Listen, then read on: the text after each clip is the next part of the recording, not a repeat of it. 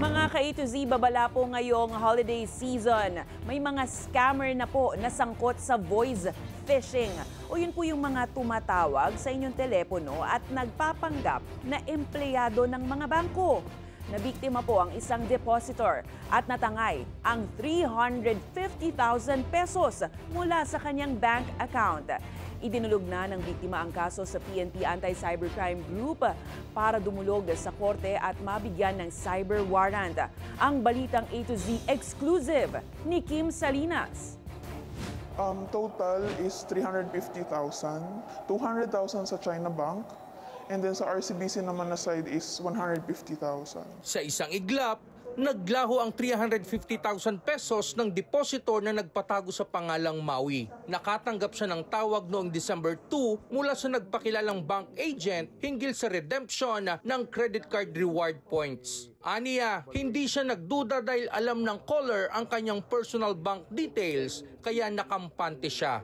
Yun pala, scammer ito at kinaumagahan, wala nang laman ang kanyang account. Yung sa China Bank, transfer siya sa dalawang RCBC account. So bale, 450,000 na transactions sa dalawang BPI account siya. So tag 100,000.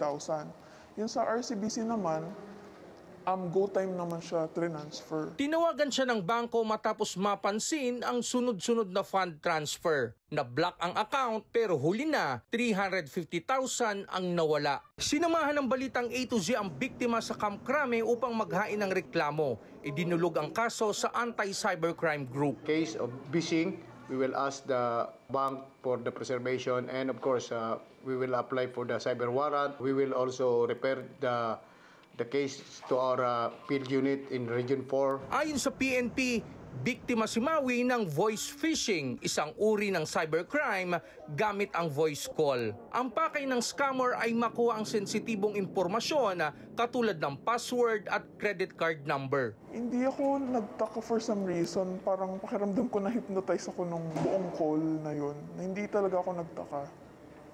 And then parang kailangan mabilis akong mag-act during that call. Maging vigilant na lang siguro yung ibang mga users and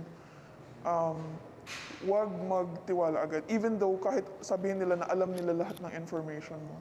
Kasi katulad nga ng sinabi nila, if binibenta yung information sa black market. Aminado ang biktima, malabo nang maisaoli ang perang natangay mula sa kanyang account. Makikipag-ugnayan sa korte ang PNP para mabigyan ng cyber warrant para sa mga bangkong pinagpasahan ng pera ng biktima.